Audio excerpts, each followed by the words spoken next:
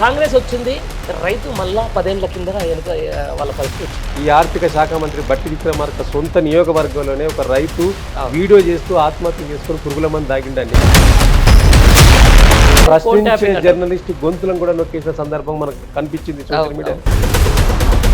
ఎట్లా మీరు మోసం చేయాలనిపించింది రేవంత్ రెడ్డి గారు? మీరు ఆనాడు చెప్పింది ఏంది, ఈరోజు చేస్తున్నది? టీఆర్ఎస్ పార్టీలో కంటే ఎక్కువ వ్యతిరేకత కాంగ్రెస్ పార్టీలోనే వస్తాం. కానీ ఇలా మీరు రాగానే ఏమైంది? ఒక్క హైదరాబాద్ నగరంలోనే ఇప్పటి వరకు 8 నెలల కాలంలో 24 హత్యలు జరిగినాయి. రాముని శాపం మోడీకి, రాజ్యాంగం శాపం రాహుల్కి దాక్కుతుంది అని చెప్పేసి చాలా మంది బుద్ధిజీవులు చెప్తున్నారు. ఎట్లా అయితే బీఆర్ఎస్ పార్టీకి గడ్డు కాలం నడుస్తాం. చాలా మంది ఎమ్మెల్యే వెళ్ళిపోతా ఉన్నారు, చాలా మంది వెళ్ళిపోతామని చెప్పేసి కొన్ని వార్తలు వినిపిస్తూ ఉన్నాయి. దానికి ఒక కొనుగోలు శాఖ మంత్రిగా ప్రత్యేకంగా పొంగులేటి గారిని నియమించడం జరిగింది. మేస్త్రి ఆయన చేయాల్సిన పని. నమస్తే అండి, నేను మీ పండరయ్య. మొత్తానికి ప్రజాపాలన పేరిట తెలంగాణలో అధికారంలోకి వచ్చినటువంటి కాంగ్రెస్ పార్టీ 8 నెలల్లో చేపిస్తున్నటువంటి దారుణాలు, చేస్తున్నటువంటి పరిపాలన మనం అందరం చూస్తూనే ఉన్నాం. ఈ నేపథ్యంలో ఈరోజు నిరుద్యోగ సమస్య, నిరుద్యోగులు ఈరోజు గత 10 రోజులుగా వాళ్ళు చేస్తున్నటువంటి ధర్నాలు అయితేనేంది, రాస్తారోకోలు అయితేనేంది, ఇప్పటి వరకు కూడా దాని మీద నిమ్మకు నీరెత్తనట్టు ఉంటున్నటువంటి ఈ ప్రభుత్వం తెలంగాణ ఆత్మగౌరవానికి సంబంధించిన దానికో అయితేనేంది, అస్తిత్వానికి సంబంధించి అంశం వచ్చే వరకు పక్క రాష్ట్రం ముఖ్యమంత్రి రాగానే వారితో గంటలు స్పెండ్ చేసేంత టైము ఈరోజు నిరుద్యోగులు ఇంతగానం చేస్తున్న తర్వాత కనీసం ఏ ఒక్క మంత్రి కానీ ముఖ్యమంత్రి కానీ ఎవరు కూడా ఈరోజు స్పందించిన పరిస్థితి. అసలు ఏం జరుగుతుంది తెలంగాణ రాష్ట్రంలో? ఈ నిరుద్యోగులు ఈరోజు ఈ 8 నెలల కాలంలోనే ఇంత బగ్గు అనడానికి కారణం ఏంటి? లేకపోతే నిరుద్యోగులని ప్రభుత్వం మోసం చేసిందా అనే అంశంతో మనతో మాట్లాడేందుకు బీఆర్ఎస్ పార్టీ సీనియర్ నాయకులు, మాజీ కార్పొరేషన్ చైర్మన్ వాసుదేవ్ రెడ్డి గారు మనతో ఉన్నారు. మరిన్ని విషయాలు తెలుసుకునే ప్రయత్నం చేద్దాం. అన్నా నమస్తే. నమస్తే అన్న, పండారన్న. దానికి ఉద్యమకాలంలో ఎప్పుడో ఇంటర్వ్యూ చేసినట్టు గుర్తున్నా? అవును, మళ్ళా 10 ఏళ్ల తర్వాత ఆల్మోస్ట్ రైట్. చూస్తున్నారు తెలంగాణ రాష్ట్రంలో ఈ ప్రజాపాలన పేరిట వచ్చినటువంటి కాంగ్రెస్ దాష్టికాలు. ఎవరైతే ఇదే కాంగ్రెస్ పార్టీకి ఓట్లేసి ఆ 2% ఓట్లతో ఈరోజు ప్రభుత్వాన్ని అప్పగించిన నిరుద్యోగులకు ఎంత సున్నం పెడుతుంది ప్రభుత్వం చూస్తూ ఉన్నాం. ఎందుకంటే వాళ్ళు చేస్తున్నటువంటి రాస్తారోకోలు, ధర్నాలే కారణం. అవును. ఎట్లా చూడొచ్చు మరి దీన్ని? ఏమంటారు అంటే ఓడ దాటిన దాకా ఓ మల్లయ్య, ఓడ దాటిన తర్వాత ఇంకో మల్లయ్య అనుకోవచ్చా? డెఫినెట్లీ మీరు అన్నది వాస్తవమే. ఇవాళ కాంగ్రెస్ పార్టీ అధికారంలోకి రాకముందు ఏ హామీలైతే ఇచ్చి కుర్చీ కోసం, ఏ హామీలైతే అబద్ధపు హామీలు ఇచ్చి అరచేతుల వైకుంఠం చూపించి ప్రజలను మభ్యపెట్టింది ఒకవైపు, మరోవైపు నిరుద్యోగులను మభ్యపెట్టింది. నాడు బీఆర్ఎస్ ప్రభుత్వం బ్రహ్మాండంగా 9.5 సంవత్సరాలలో బ్రహ్మాండంగా అనేక నోటిఫికేషన్లు ఇచ్చి, దాదాపుగా ఒక 14 నోటిఫికేషన్లు మొదటి సంవత్సరంలోనే ఇచ్చి 1,30,000 ఉద్యోగాలు నింపాం. ఆ తర్వాత రెండోసారి ప్రభుత్వంలో కూడా దాదాపుగా 90,000 ఉద్యోగాలకు నిండు అసెంబ్లీలోనే ఆనాటి ముఖ్యమంత్రి కేసీఆర్ గారు ఒక ప్రకటన చేశారు. ఆ తర్వాత నోటిఫికేషన్ కూడా వచ్చింది. సో వీటన్నిటినీ నింపుకుంటూ వెళ్తున్న సందర్భంలో, ఎన్నికలకు కూడా వచ్చిన సందర్భంలో ఒక 30,000 పోస్టులు ఎగ్జామ్ పెట్టి రిజల్ట్ ఇవ్వకుండా ఆపడం జరిగింది ఆనాడు ఎన్నికల కోడ్ చేయడం వల్ల. సో వాటిని ఒక్కొక్కటిగా ఇచ్చుకుంటూ అది మేమే ఇచ్చినామని ఒక పెద్ద కలరింగ్ను ఈ రాష్ట్ర ముఖ్యమంత్రి రేవంత్ రెడ్డి గారు ఇచ్చి, మందికి పుట్టిన బిడ్డను మా బిడ్డ అని చెప్పినట్టు ఇలా రేవంత్ రెడ్డి గారి యొక్క నిరుద్యోగుల విషయంలో మేము ఇప్పుడు వచ్చి 30,000 ఉద్యోగాలు ఇచ్చినామని చెప్తా ఉన్నారు. ఇలా వాస్తవం ఏంది? ఆనాడు తెలంగాణ అసెంబ్లీ ఎన్నికల సందర్భంగా మీరు అశోక్ నగర్కి వెళ్ళి నిరుద్యోగులను రెచ్చగొట్టి, వీరు రెచ్చగొట్టడమే కాకుండా వీరి నాయకుడు రాహుల్ గాంధీ గారిని కూడా తీసుకొచ్చి వారందరితో కల్పించి డెఫినెట్లీగా మీరు రేపు అధికారంలోకి వస్తే బ్రహ్మాండంగా ఇంకా ఉద్యోగుల పెంపు చేస్తాం, అంటే ఆ ఉద్యోగాల సంఖ్యను పెంచి మీకు అందజేస్తామని చెప్పారు. కొత్త నోటిఫికేషన్లు ఇస్తామని చెప్పారు. జాబ్ క్యాలెండర్ అని చెప్పారు. సంవత్సరంలో 2 లక్షల ఉద్యోగాలని చెప్పారు. ఏ ఒక్కదానికి ఇలా శాంటిటీ లేదు వాళ్ళు చెప్పిన దానికి. ఏ ఒక్కటి కూడా అమల్లో లేదు. ఇలా గదే వారు ఇచ్చిన హామీలనే ఇలా నిరుద్యోగులు అడుగుతూ ఉన్నారు. ఇలా ప్రభుత్వం అధికారంలోకి వచ్చి దాదాపుగా 7 నెలలు పూర్తయింది. 7 నెలల్లో ఒక్క నోటిఫికేషన్ అంటే ఒక్క నోటిఫికేషన్ ఇవ్వలేదు. సరే, కొత్త నోటిఫికేషన్ ఇవ్వలేదు. వారు అది కూడా అడుగుతలేరు. ఇప్పుడు ఏమడుగుతున్నారు? ఉన్న ఉద్యోగాలు గ్రూప్ 1, గ్రూప్ 2, గ్రూప్ 3ల సంఖ్య, అవును ఆ ఉద్యోగాల సంఖ్య పెంచాలే. ఉమ్, మీరు ఆనాడు ఇచ్చిన హామీ ప్రకారం వాటిని పెంచడమే కాకుండా మీరు ఆనాడు ఏం చెప్పిండ్రు, మెగా డిఎస్సి వేస్తామని చెప్పిండ్రు. అవును మెగా డిఎస్సి 25,000 ఉద్యోగాలు నింపుతామని చెప్పిండ్రు. మినిమం మెగా అంటే కదా 50, 25, 30, 40 మెగా అంటే అంతనే ఉంటాయి కదా పండరి గారు. ఇప్పుడు అవును. 20,000, 30,000, 40,000 ఉంటాయి. అవును దానికి మెగా అంటేనే అట్లా. టీఆర్ఎస్ ప్రభుత్వం ఇచ్చిన డిఎస్సి నోటిఫికేషన్కు అదనంగా 5,000 పైచీలకు పెంచి 11,000 ఉద్యోగాలు వీళ్ళు చేర్చిండ్రు. అవును వీరు చేర్చింది అదొకటైతే, రెండోది ఏం చేసిండ్రు అంటే గ్రూప్ 1లో 503 ఉద్యోగాలు ఆనాటి బీఆర్ఎస్ ప్రభుత్వం వేసింది. అవును దాన్ని రద్దు చేసి దానికి 60 ఉద్యోగాలు కలిపి 563 ఉద్యోగాలు ఇచ్చారు. అవును ఇక మేమే నోటిఫికేషన్లు ఇచ్చినాం, మేమే ఇచ్చినామని చెప్తా ఉన్నారు. అవును అవును ఇదంతా నిరుద్యోగులకు తెలియదా అండి? స్వయంగా వాళ్ళు అనేక కష్ట నష్టాలకు నచ్చి తల్లిదండ్రులు ఎన్నో ఆశలు పెట్టుకుంటే మరి అన్ని ఆశలను అడియాసలు చేయకుండా ఉండాలనే ఉద్దేశంతో ఇక్కడ లైబ్రరీలో చదువుకుంటూ, చిన్న చిన్న రూమ్లలో వండుకుంటూ, హాస్టల్ గదుల్లో వండుకుంటూ, అనేక వ్యయ ప్రయాసాల కోర్చి అలా చదువుకుంటూ ట్రైనింగ్ చేస్తూ ఉన్నారు వాళ్ళంతా. ఓకే వాళ్ళ బాధ వర్ణాతీతం ఇలా చూస్తూ ఉంటా అంటే ఓకే అట్లాంటి వాళ్ళను మీరు ఎట్లా మీరు మోసం చేయాలనిపించింది రేవంత్ రెడ్డి గారు? మీరు ఆనాటి చెప్పింది ఏంది, ఈరోజు చేస్తున్నది ఏంది? ఇలా మీరు అర్ధరాత్రి అపరాత్రి అనుకోకుండా మీరు ఒక పార్టీ నుంచి ఇంకో పార్టీకి ఫిరాయింపులు చేయవచ్చు, చేయొచ్చు. అంటే అర్ధరాత్రి పోయి కండోలు కప్పవచ్చు. కానీ మీరు ఒక గంట సేపు నిరుద్యోగులకు సమయం ఇచ్చే సమయం మీ దగ్గర దొరుకుతుందా రేవంత్ రెడ్డి గారు? ఆనాడు ఇదే నిరుద్యోగుల కోసం మీరు అనేక సందర్భాల్లో సమయం ఇచ్చారు కదా. ఎల్బీ స్టేడియం వేదికగా మీరు ఎన్ని చెప్పారు, ఎన్ని అబద్ధాలు చెప్పారు? మేము ప్రభుత్వం రాగానే ఉద్యోగాలు ఇస్తున్నాం, త్వరలో నోటిఫికేషన్ ఇస్తాం, జాబ్ క్యాలెండర్ అని చెప్పారు. అధికారంలోకి వచ్చినాక కూడా అవును. ఇచ్చిరా dates జాబ్ తో పాటు క్యాలెండర్? పెట్టిర్రు. ప్రతి Manifesto. డేట్ వాళ్ళు అభయస్తం మేనిఫెస్టోలో నా దగ్గర ఉన్నది, ఇప్పుడు నేను చూపించమంటే కూడా చూపిస్తా. ఓకే అభయస్తం మేనిఫెస్టోలో ప్రయత్నం చేయండి. అభయస్తం మేనిఫెస్టోలో మరి స్వయంగా చెప్పారు వాళ్ళు ఉమ్, ఏ డేట్ రోజు ఏ ఎగ్జామ్ అనేది స్వయంగా గ్రూప్ 1 ఉద్యోగాలు ఎప్పుడు ఇచ్చిర్రు. ఇది వారి పార్టీ మేనిఫెస్టో అండి. అదే అదే టైం కూడా 1/4/2024లో ఏ ఉద్యోగానికి ఏ నియామకానికి ఎప్పుడెప్పుడు డేట్లు ఇస్తామని చెప్పి స్వయంగా అభయాస్తం మేనిఫెస్టోలో మరి నేను పేర్కొన్నారు. అదే గ్రూప్ 1 నియామకాలు ఫిబ్రవరి 1వ తారీఖు నడుస్తా అన్నారు. కొత్త నోటిఫికేషన్ ఫిబ్రవరి అయిపోయింది కదండి. మళ్ళా ఏప్రిల్ 1వ తారీఖు నాడు గ్రూప్ 2 నియామకాలు అన్నారు. ఏప్రిల్ కూడా అయిపోయింది కదండి. అదేవిధంగా జూన్లో గ్రూప్ 3 నియామకాలు అన్నారు. జూన్ కూడా అయిపోతుంది, జూలైకి వచ్చింది, ఇప్పుడు ఈ మంత్కి వచ్చింది. అంటే ఇవన్నీ జరిగిపోయి ఇప్పుడు ఇక్కడ రావాలి. ఇన్ని నోటిఫికేషన్లు వాళ్ళు ఇచ్చిరా? ఒక్క నోటిఫికేషన్ అని ఇచ్చిరా? అవును ఏ ఉద్యోగానికి మీరు దరఖాస్తు చేసుకున్నా నా పైసలు తీసుకోమని వీళ్ళు ఇచ్చిండ్రు. అవును కానీ మీరు టెట్కి ఎంత చేసిండ్రని? ఆనాడు టెట్కు బీఆర్ఎస్ ప్రభుత్వం ఉన్నప్పుడు ఫీజు ఎంత? 200, 300 ఉంటే 300 ఉండే. మీరు ప్రభుత్వం అధికారంలోకి వచ్చిన తర్వాత 3,000, 2,000 చేసిండ్రు. ఇవాళ 2 పేపర్లకు అయితే 4,000 రూపాయలు చేసిండ్రు. అంటే మీరు ఇచ్చిన ఏ ఒక్క హామీనన్నా మీరు అమలు చేసిండ్రా? అవును ఇట్లా ఒక్కొక్క దానికి డేట్లు ఇచ్చిరండి స్వయంగా. జాబ్ క్యాలెండర్లో స్వయంగా ఇది రిలీజ్ చేసిండ్రా? ఎక్కడ మీరు పుణ్యకాల కాస్త అందులో సంవత్సరంలో దాదాపుగా 8 నెలలు పూర్తిగానే బట్టే. ఇక మీకు మిగిలింది ఎంత? ఇంకా 4 నెలలు కదా. ఈ 4 నెలల నోటిఫికేషన్ ఎప్పుడు ఇస్తారు, ఎగ్జామ్స్ ఎప్పుడు పెడతారు, రిజల్ట్ ఎప్పుడు ఇస్తారు? వాస్తవమే కదా. నిరుద్యోగులకు తెలిసిపోతలేదా? ఒక ఉద్యోగ నోటిఫికేషన్ ఇవ్వాలంటే ఎన్ని రోజులు పడుతుందండి? మినిమం 40 days నోటిఫికేషన్ ఇచ్చిన తర్వాత అప్లై చేసుకోవడానికి సమయం పడుతుంది కదా. మీరు వచ్చినాక ఒక ఉద్యోగం ఇచ్చిండ్రా? ఇలా అసలు 30,000 ఉద్యోగాలు ఇచ్చిన చెప్తారు. ఇప్పుడు అదే పండర్ గారు ఇప్పుడు ఏం చెప్తున్నారంటే గత బీఆర్ఎస్ ప్రభుత్వం ఇచ్చిన నోటిఫికేషన్లలో ఉద్యోగాలు నింపే క్రమంలో ఎన్నికలు కూడా రావడం వల్ల ఆగిన నియామకాలను వీరు పత్రాలు ఇచ్చి, నియామక పత్రాలు ఇచ్చి, ఓకే ఆ నియామక పత్రాలు ఇచ్చి కలరింగ్ ఇచ్చుకుంటా ఉన్నారు. 30,000 ఉద్యోగాలు మేమే ఇచ్చినామని చెప్తా ఉన్నారు. ఇవాళ నిజంగా మీరు ఉద్యోగాలు అడావుడి చేసిండు కదా. ఇవాళ చాలా మంది స్పెషల్ కేటగిరీకి సంబంధించిన వాళ్ళు కూడా ఇబ్బంది పడతా ఉన్న సందర్భం. మీరు ఇచ్చిన ఏ ఉద్యోగాలు కూడా ఇలా అసెండింగ్ ఆర్డర్ ఇచ్చిండ్రు, డిసెండింగ్ ఆర్డర్ ఇవ్వాలని గురుకుల విద్యాలయాలు ఉంటారు. అంటే పైనుంచి వెళ్ళి కిందికి ఇప్పుడు డిఎల్, జేఎల్, పీజీటీ, టీజీటీ అంటే డిగ్రీ లెక్చరర్, జూనియర్ లెక్చరర్, ఆ తర్వాత పీజీటీ, ఆ తర్వాత టీజీటీ, ఈ ప్రకారం నింపుకుంటా పోతే అలా ఖాళీలు ఉన్నాయి. కానీ మీరు ఇవాళ ఏం చేస్తున్నారు? టీజీటీ, పీజీటీ, జేఎల్, డిఎల్ అంటే కింది నుంచి వెళ్ళి పైకి వస్తున్నారు, పైనుంచి వెళ్ళి కిందికి రావాల్సింది. దీనివల్ల ఏమైతుందంటే ఆ గురుకులంలోనే దాదాపుగా 4,000 ఉద్యోగాలు ఖాళీలు ఉండబోతున్నాయి, బ్యాక్లాగ్. ఇలా వాళ్ళు అదే డిమాండ్ చేస్తా ఉన్నారు. గురుకుల అభ్యర్థులంతా కూడా మీ ఇంటి ముందుకు వచ్చి కొంగు చాపి అడిగిన ఆడబిడ్డలు మొకాళ్ళ మీద కూర్చొని అడిగినరు, మాకు ఇంట్లో 4,000 ఉద్యోగాలు వట్టిగా ఖాళీగా మిగిలిపోతా ఉన్నాయి, ఖాళీగా మిగిలిపోకుండా మీరు ఇది డిసెండింగ్ ఆర్డర్లో నింపాలని చెప్పి వాళ్ళు డిమాండ్ చేస్తా ఉన్నారు. ఆ డిమాండ్ దాంతో ఏమైనా ఖర్చు అవుతుందా? మీకు ప్రభుత్వానికి ఏమైనా ఖర్చు అవుతుందా? లేదు కదా.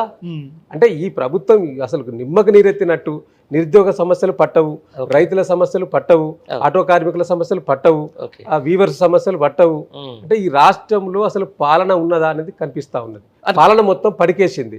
ఏంటంటే ముఖ్యమంత్రి గారి వ్యవహార శైలి చూస్తూ ఉంటే షటిల్ సర్వీస్ బస్సులు ఉంటాయి కదండి ఆనాడు ఒక్కడి నుంచి ఒక్కడికి వెళ్ళడానికి.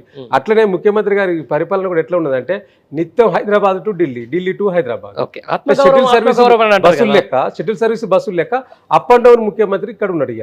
అదే చెప్తున్నా వాసుదేవ్ రెడ్డి గారు, మనం క్లియర్గా కూలంకషంగా మాట్లాడుకోవాల్సిన అవసరం ఉంటుంది. ఈ రోజు అంటే ఇంత జరుగుతుంది, జాబ్ క్యాలెండర్ మేనిఫెస్టో పెట్టారని చెప్పేసి నిరుద్యోగులకు తెలుసు, రైట్? అవును, ఏ డేట్ ప్రకారం ఇస్తుందో తెలుసు, ఎక్కడైతే రైతులను మోసం చేసినట్టు నిరుద్యోగులను మోసం చేసిన మాట తెలుసు. అయినా కానీ ఎంపీ ఎలక్షన్లో ఈరోజు బీఆర్ఎస్ పార్టీ నమ్మలే ఇదే నిరుద్యోగులు. అయినా కానీ మొన్న బై ఎలక్షన్లు ఏది ఎమ్మెల్సీకి సంబంధించి నమ్మలే. ఏమంటే ఒక 6 నెలలు ఒక 6 నెలలో లేకపోతే ఒక సంవత్సరమో టైం ఇవ్వాలి ప్రభుత్వానికి అని చెప్పేసి నేను కొంతమంది సోషల్ మీడియాలో వింటున్నాను. అయితే ఇప్పుడు ఈ చేసేదంతా కూడా ఈ నిరుద్యోగులు చేసేదంతా కొంచెం ఆర్గానిక్గా కనిపించట్లేదు, మరి ఎంతవరకు ఇది కరెక్ట్ అని చెప్పేసి చాలామంది అడుగుతూ ఉన్నారు. ప్రభుత్వానికి కొంచెం టైం ఇస్తే వాళ్ళు చేస్తారు కదా అని చెప్పేసి ఈరోజు సోషల్ మీడియాలో కొంతమంది ఇప్పుడు దీన్ని ఎట్లా చూడొచ్చు? పండారు గారు ప్రభుత్వానికి వాళ్ళే చెప్పిండ్రు కదా, అవును 100 రోజులలో ఈ 6 గ్యారెంటీలు అమలు చేస్తాం. 100 రోజులనే అన్నారు. 100 రోజులు అంటే ఎంత? 3 నెలలే కదా. ఇప్పుడు 3 నెలలు ఎన్ని రోజులు అవుతా ఉన్నది? మీరు ఇచ్చిన 100 రోజుల హామీలనే మేము అడుగుతా ఉన్నాం. అయినా కూడా ఆ 100 రోజులు ఎప్పుడు అడగలేదు. ఆ 100 రోజులు దాటిన తర్వాతనే డిమాండ్ చేస్తాం. స్టార్ట్ చేసి మీరు ఇచ్చిన హామీలు అంటే మేము ఎక్కువ డేట్లు మీరు పెట్టిన డేట్లనే ప్రజల పక్షాన నిరుద్యోగుల పక్షాన ఒక ప్రతిపక్ష పార్టీగా మేము అడుగుతా ఉన్నాం. ఇలా మీరు ఒక మంచి క్వశ్చన్ అడిగినారు, అరే మీరు ఇంత చేస్తా ఉన్నారు కదా, మరి ప్రజలు ఎందుకు మీకు వైపు మద్దతు పలకలేదు? అటు లోక్సభ ఎన్నికల్లో కావచ్చు, మొన్న గడిచిన గ్రాడ్యుయేట్ ఎన్నికల్లో కావచ్చు, డెఫినెట్లీ ఇలా అది కూడా చర్చ జరిగిందండి. వాస్తవంగా ఇలా ప్రజలు ఏం భావించారు అంటే కేంద్రానికి సంబంధించిన జరుగుతున్న ఎన్నికలు కాబట్టి కేంద్రంలో ఎన్డీఏ కూటమి 2 కూటమిలే చూసింది. ఓకే, ఇండియా కూటమి వైపు వేస్తే ఫలాని వ్యక్తి ప్రధానమంత్రి అవుతాడు, లేకపోతే ఎన్డీఏ కూటమి వైపు ఓట్లు వేస్తే ఫలాని వ్యక్తి ప్రధానమంత్రి అవుతాడని భావించిండ్రు. సో ఏ కూటమిలో లేకుండా ఇలా బీఆర్ఎస్ పార్టీగా ఉన్నది. ఒక బీఆర్ఎస్ పార్టీ కాదు, ఏపీలో జగన్మోహన్ రెడ్డి గారు ఉన్నారు, ఇక్కడ తెలంగాణలో బీఆర్ఎస్ పార్టీ ఉన్నది, ఆ తర్వాత బీహార్లో ఆర్జేడీ పార్టీ ఉన్నది. సో వీరు ఎక్కడ కూడా ఏ కూటమిలో లేకపోవడం వల్ల కొంత ఓట్ బ్యాంక్ అనేది చీలిపోయింది. వీళ్ళకి వేస్తే ఏమొస్తుంది? ఇది దేశానికి జరుగుతున్న ఎన్నికలు కదా. అందుకని మేము ఇప్పుడు మళ్ళీ గుర్తు చేసేది ఏంటంటే, నాడు కేసీఆర్ గారు చాలా సందర్భాల్లో చెప్పిండు, ఇలా భవిష్యత్ అంతా కూడా ప్రాంతీయ పార్టీలదే, రేపు ప్రాంతీయ పార్టీలే దేశాన్ని పరిపాలించగలుగుతాయి అని చెప్పిండు. అది వాస్తవం అయిందా లేదా? ఒక 2 ఏళ్ల కింద సారు కారు 16 అని మేము గతంలో చెప్పినాం, గత లోక్సభ ఎన్నికలు చెప్పినాం. మొన్నసారి ఎన్నికల్లో కూడా మీరు అవకాశం ఇవ్వండి, కేంద్రంలో చక్రం తిప్పుతామన్నాం. ఒక విలేకరుండి అడిగి చెప్పడం జరిగింది, మీరు దేశానికి ప్రధానమంత్రి అవుతారని కేసీఆర్ గారిని అడిగిండ్రు. అంటే ఎందుకు కామండి, డెఫినెట్గా అవకాశం వస్తే అవుతాం అని చెప్పినాం. నిజంగా ఇవాళ ఒక 10 సీట్లు తెలంగాణ ప్రజలు కనుక బీఆర్ఎస్ పార్టీకి ఇచ్చి ఉంటే ఇలా కేంద్రంలో కీ రోల్ గా ఉండేది బీఆర్ఎస్ పార్టీ. తెలంగాణ ప్రయోజనాలను, తెలంగాణ అస్తిత్వాన్ని కాపాడే ఒక శక్తి ఇలా కేసీఆర్ దగ్గర ఉండే అవకాశం ఉండేది. అదే 16 తోటి ఇలా చక్రం తిప్పుతున్నారు పక్క రాష్ట్రం సీఎం గారు. డెఫినెట్లీ ఇలా పక్క రాష్ట్రంలో 16 సీట్లు, ఆ బీహార్లో 12 సీట్లు వచ్చిన నితీష్ కుమార్ ఇలా సెంట్రల్లో కీ రోల్ గా తయారైనరు. వీళ్ళు ఎట్లా చెప్తే అట్లా నరేంద్ర మోడీ గారు ఇదే పరిస్థితి వచ్చింది. అవును, అంటే ప్రాంతీయ పార్టీలు దావా నడుస్తా ఉన్నది కదా. మరి కేసీఆర్ గారు కూడా ఏం చెప్పిండ్రు, రేపు భవిష్యత్ అంతా ప్రాంతీయ పార్టీలు అంటే అందరు నవ్విర్రు. బీజేపీ నాయకులు విమర్శించి ప్రాంతీయ పార్టీలు ఎక్కడి ప్రాంతీయ పార్టీలు మొత్తం కనుమరుగు అయిపోయినాయి దేశంలో అని చెప్పిండ్రు. కానీ ఇలా ఈ దేశాన్ని నడిపించేదే ప్రాంతీయ పార్టీలు. ప్రాంతీయ పార్టీలు లేకుంటే ఎక్కడ అస్తిత్వం ఉండదు, ఆ రాష్ట్ర అస్తిత్వం ఉండదు. ఇవాళ జాతీయ పార్టీలు ముఖ్యం కాదండి, ఏ రాష్ట్రానికి ఆ రాష్ట్రంలో ఉన్న ప్రాంతీయ పార్టీలే ఆ ప్రాంత ప్రజల అస్తిత్వాన్ని కాపాడే యొక్క శక్తి ఆ పార్టీలకే ఉంటుంది తప్పితే జాతీయ పార్టీకి ఒక విధానం అంటూ ఉండదు కదా. ఒకటే విధానం ఉండాలి, ఆ విధానంతో వాళ్ళు అమలు చేయాలి. ఇలా తెలంగాణకు ఏపీకి ఒక విధానం ఉండదు కదా. అందుకనే వాళ్ళ నిర్ణయాలన్నీ కూడా నేషనల్ వైడ్ గా ఆలోచన చేస్తాయి. కానీ ప్రాంతీయ పార్టీల నిర్ణయాలన్నీ కూడా ప్రజల ఆలోచనలే వాళ్ళ ఆలోచనలుగా ఉంటాయి. కాబట్టి కేసీఆర్ గారు పదే పదే చెప్పింది అదే. సరే, ప్రజలు దాన్ని అట్లా భావించుకోలేదు, ఇది ఇండియా కూటమి కదా అనుకున్నారు. డెఫినెట్లీగా మేము అనుకుంటున్నాం, ప్రజల్లో తిరుగుతూ ఉన్నాం కాబట్టి, చూస్తూ ఉన్నాం కాబట్టి కొంత ఆలోచనలో పడ్డారు ప్రజలు, ఒక ఆలోచన చేస్తూ ఉన్నారు. కొంత టైం పడుతుంది, ఇంకా మారడానికి టైం పడుతుంది. నేను అదే అంటున్నా, సంక్షేమం విషయంలో ఈరోజు కేసీఆర్ చేసినంతగా ఎవరు చేయకపోతే దేశంలోనే అట్లాంటి ముఖ్యమంత్రి రారు. ఇంత చేసినా రేపు ఇలా ప్రజలు బీఆర్ఎస్ వైపు కానీ కేసీఆర్ వైపు కానీ మళ్ళకుండా వేరే పార్టీ వైపు చూసారు. కేసీఆర్ కంటే ఎక్కువ సంక్షేమం చేసినా రేపు గెలుస్తామనే గ్యారంటీ లేనప్పుడు ఇప్పుడున్న ముఖ్యమంత్రి ప్రజలకు ఎందుకు చేయాలి? ఇప్పుడు ప్రజలు ఏం చేసిండ్రంటే ఆనాడు, నాకు కొంచెం మీకు క్లియర్గా అర్థమైందని నేను అనుకుంటున్నా. ఇంత చేసిన ప్రజలకు కేసీఆర్ గారిని కాకుండా రేవంత్ రెడ్డి గారిని సీఎం చేసిండ్రు. కేసీఆర్ గారిని మరిపించేంత సంక్షేమం చేసినా కూడా రేవంత్ రెడ్డికి ఓట్లు వేసారని గ్యారెంటీ ఉందా? ఇప్పుడు గ్యారెంటీ లేదు. ఇప్పుడు నేను అదే చెప్పబోతున్నాను. ఇవాళ తెలంగాణ రాష్ట్రంలో ఈ రాష్ట్రం ఏర్పడ్డ తర్వాత తెలంగాణ సంపదను పెంచి పేదలకు పంచే కార్యాచరణను కేసీఆర్ గారు ఆనాడు తీసుకున్నారు. Yes, 100% జరిగింది కూడా. జరిగింది బ్రహ్మాండంగా. అవును. ఇలా సంపదను పెంచడంలో సంపద సృష్టించడంలో కేసీఆరే దానికి పెద్ద గీటురాయండి. ఎందుకంటే పేద ప్రజలను ఆదుకోవాలన్న ఒక ఉద్దేశంతో ముఖ్యంగా గ్రామీణ వ్యవస్థలో ఉన్న ప్రజానీకానికి రీసైక్లింగ్ కావాలి డబ్బులన్నీ కూడా. రీసైక్లింగ్ అంటే ఒక గ్రామానికి ఒక పెన్షన్ రూపంలో, ఒక ఆసరా పెన్షన్ రూపం కావచ్చు, ఇంకా ఏదైనా కూడా ఒక పెన్షన్ రూపంలో దాదాపు ఒక 15-20 లక్షలు ఒక గ్రామానికి వెళ్ళేది అన్నాడు. ఈ 15-20 లక్షలు ఎక్కడ ఖర్చు పెట్టేదా ప్రజలు?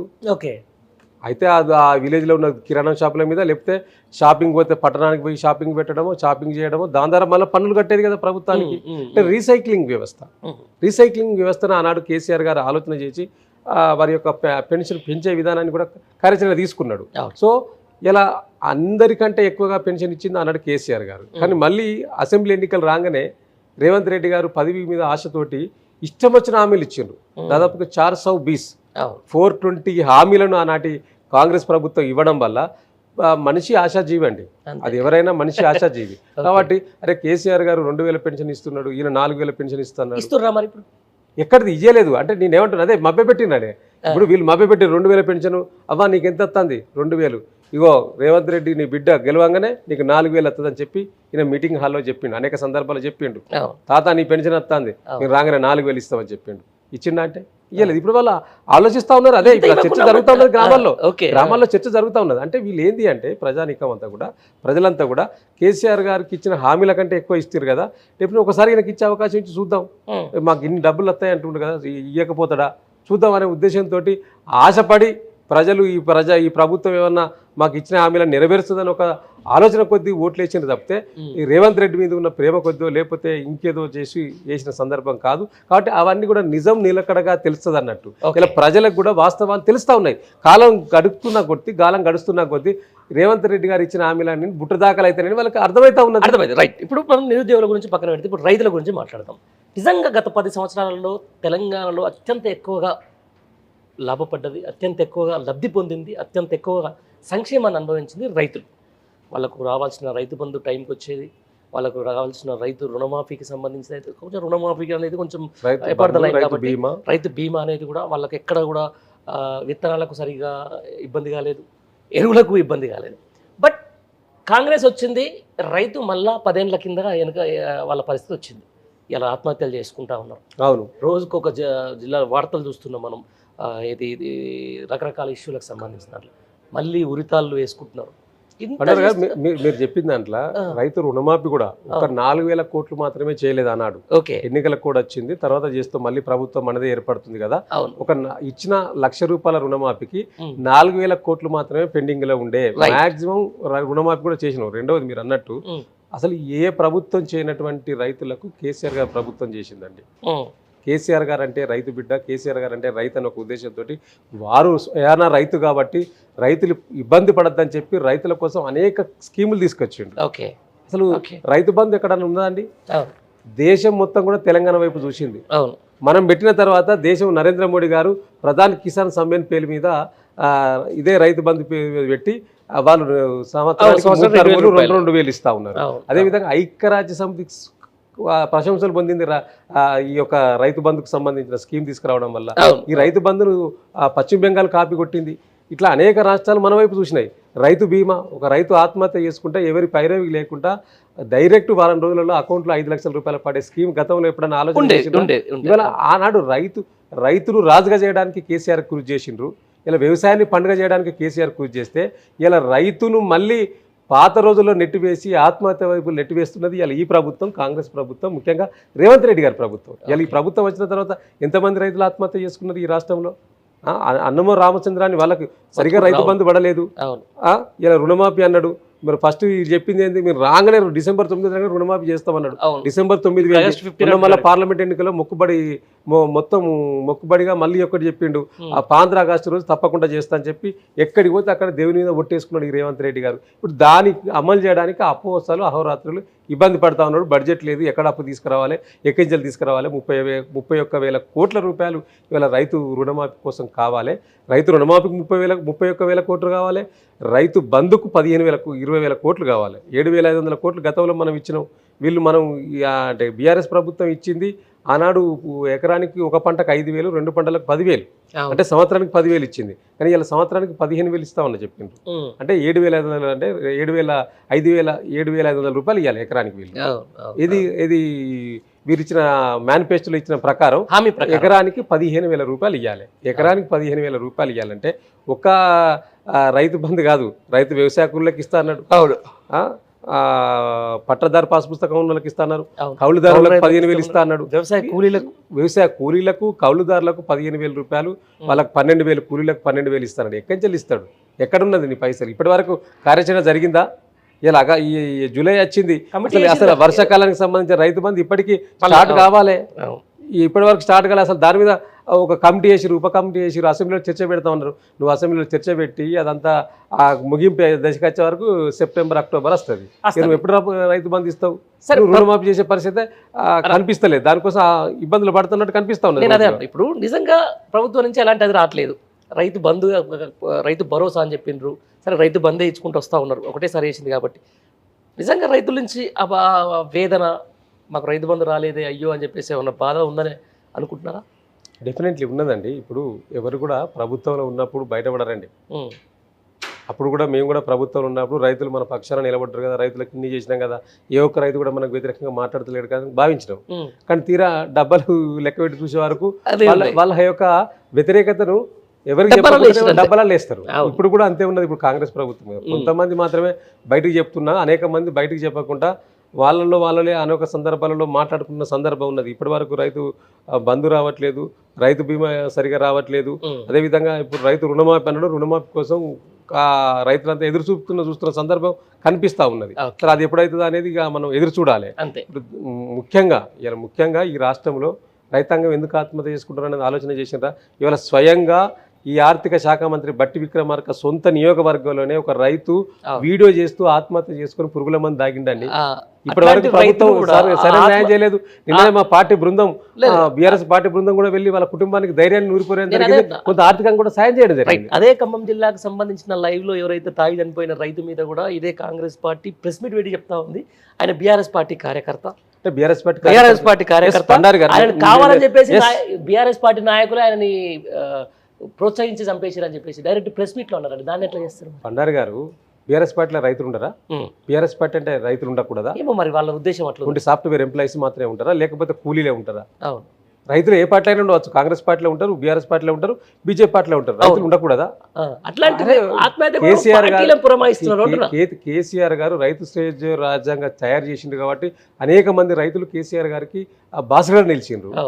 అయితే కేసీఆర్ బీఆర్ఎస్ పార్టీ రైతు అయితే మాత్రం మీరు పట్టించుకోరా అనే వాస్తవాలు చెప్పి ఒక ఎంత ఆవేదన ఉంటే ఒక ఓపెన్గా చెప్పి మరి పురుగుల మంది ఆత్మహత్య చేసుకుంటారండి. ఇలా ఈయన కార్యకర్తే కదా చేసింది, విక్రమార్క గారి కార్యకర్తే కదా చేసింది. నేను అక్కడికే వస్తున్నా. ఆయన ఆత్మహత్య చేసుకున్న తర్వాత ఎవరైనా ప్రభుత్వంలో ఉన్న ఒక పెద్దలు లేకపోతే సంబంధిత రాష్ట్ర జిల్లాకు సంబంధించిన మంత్రి ఎవరైనా ఉంటే బాధితుడిని పరామర్శించాలి. ఎవరి మీద అయితే ఆయన చెప్పి ఆరోపణలు చేసిండో, ఆయన సూసైడ్ చేసుకున్నాడో ఆ ముద్దాయి దగ్గర పోయి ఇలా మంత్రులు పరామర్శించడానికి వచ్చింది. దీన్ని ఎట్లా చూస్తారు చెప్పండి? ఇవాళ బట్టి విక్రమార్క గారు దొంగ అన్నట్టు చేసింది వాళ్ళ పార్టీ ప్రధాన అనుచరుడు అని స్వయంగా పత్రికల్లో, టీవీలలో స్వయంగా వచ్చింది. సోషల్ మీడియా ఈయనతో పాటు నిలబడి ఫోటోలు దిగి ఈయన వెంబడే ఉన్న కార్యకర్తనే కావాలని అరాజ్ చేసిందని చెప్పింది. మళ్ళీ ఇది బొక్కుబడిగా, ఎందుకంటే ఇలా బీఆర్ఎస్ పార్టీ పోతుంది కాబట్టి పరామర్శించడానికి నేను ఎక్కడ మైనస్ అవుతుందని చెప్పి హడావుడిగా ఈయన ఇక్కడి నుంచి హైదరాబాద్ నుంచి బయలుదేరి బీఆర్ఎస్ పార్టీ వాళ్ళ మా నాయకులు పోయిన కొద్దిసేపు వేడి చేసిండ్రు. మా వ్యవసాయ శాఖ మాజీ మంత్రి నిరంజన్ రెడ్డి గారు, మా పల్లారాజేశ్వర రెడ్డి గారు రైతు బంధు రాష్ట్ర అధ్యక్షులుగా ఉన్నారు. వారితో పాటు పెద్ద ఎత్తున బృందం, ఆ లోకల్ ఎమ్మెల్సీలు, మాజీ ఎమ్మెల్యేలు ప్లస్ జడ్పీ చైర్మన్లు అంతా కూడా ఆ కుటుంబానికి ధైర్యం నూరిపోయడానికి మా పార్టీ పక్షాన వెళ్ళడం జరిగింది. మేము వెళ్తున్నామని చెప్పి బట్టి విక్రమార్క గారు పోయి ఏదో మొక్కుబడిగా పోయి కలిసి వచ్చి నేనేదో చేస్తున్నట్టు చెప్పిండు. ఇలా రైతుల అర్థమైపోతుంది కదండి. ఇలా అది ఆ విషయం బయటికి అది ఇంకా దీనికి న్యాయం చేయకముందే ఇంకొక రైతు ఆత్మహత్యకు పురుగొల్పిన సందర్భం కూడా కనిపించింది అదే జిల్లాలో, ఖమ్మం జిల్లాలో. అంటే అసలు ఏ విధంగా మీరు ఇచ్చిన రైతుకి ఏం భరోసా ఇస్తా ఉన్నారు ఈ రాష్ట్ర ముఖ్యమంత్రి గారు? అసలు రివ్యూ జరుగుతూ ఉన్నది ఎక్కడన్నా? అసలు పరిపాలన నడుస్తూ ఉన్నదండి? అడ్మినిస్ట్రేషన్ ఎక్కడన్నా ప్రారంభమైనట్టు కనిపిస్తూ ఉన్నదా? ఎంతసేపు వీళ్ళ రాజకీయాలు తప్పితే రాజకీయ ప్రయోజనాల కోసం వీరి యొక్క ఎత్తుగడలు వేస్తున్నారు తప్పితే నిజంగా ప్రజల ప్రయోజనాల కోసం మనం ఏం చేస్తే బాగుంటుంది అనేది మాత్రం కనిపిస్తలేదు. దీన్ని మొత్తం మళ్ళీ తప్పుదో పట్టేయడానికి ఈ మధ్యలో కొత్తగా చంద్రబాబు నాయుడు గారిని తెలంగాణ తీసుకొచ్చి ఈ పెండింగ్ ఉన్న 9th 10th షెడ్యూల్లో ఉన్న ఆస్తుల పంపకాల గురించి మాట్లాడదామని చెప్పి అదొక కొత్త డ్రామా తెరదీనికి తీసుకొచ్చారు మళ్ళీ ఇప్పుడు కొత్తగా.